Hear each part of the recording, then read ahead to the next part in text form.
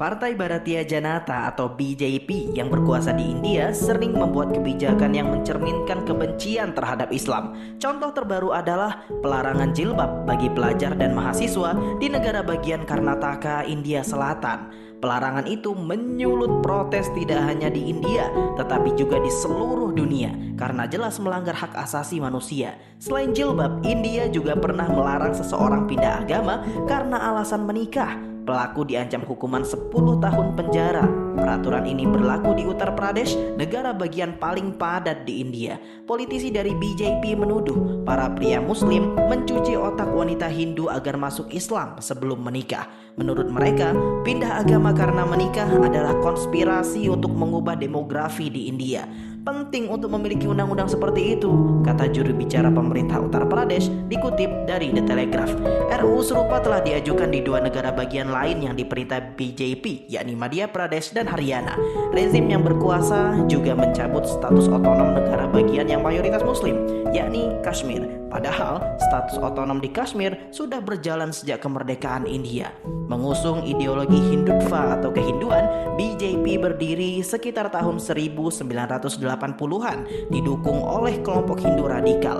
Partai ini menghendaki India menjadi negara Hindu yang didasarkan pada nilai-nilai kehinduan. Dalam melancarkan kegiatan politik, BJP juga melancarkan propaganda kebencian, terutama kepada Islam dan Kristen yang dianggap sebagai agama yang datang dari para penjajah.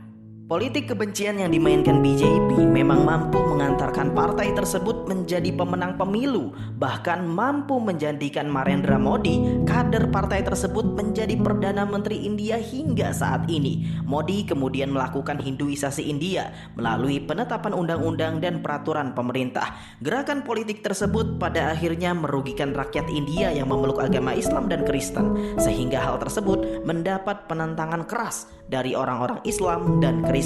Akan tetapi, penentangan tersebut malah menjadi fatal mengingat pemerintah di bawah kekuasaan BJP melibatkan kelompok-kelompok yang berfaham Hindutva untuk membungkam oposisi dan pemrotes, sehingga seringkali terjadi huru-hara di India akibat isu agama.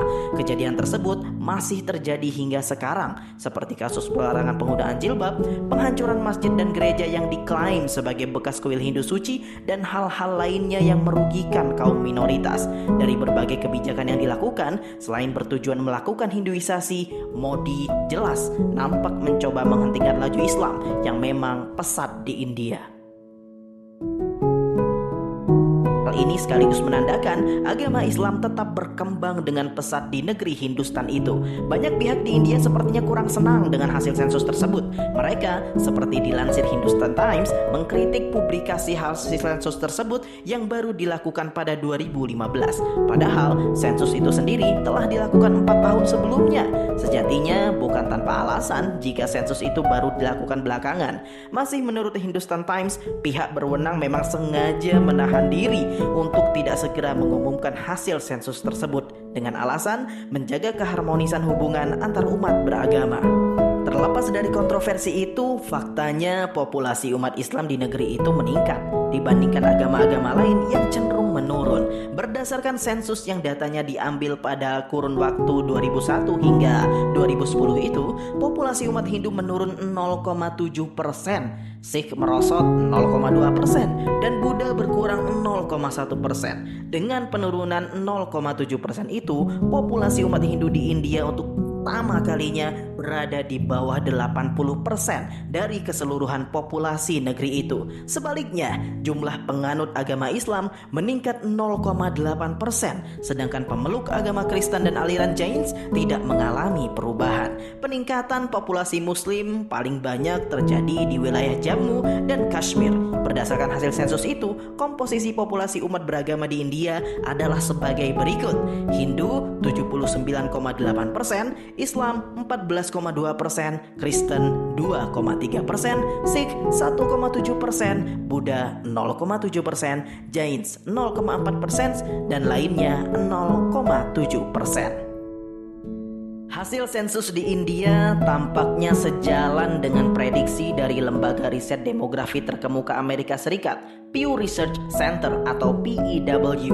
PEW memprediksi jumlah umat Islam di India akan menjadi yang terbesar di dunia dibandingkan penganut agama lain pada tahun 2070.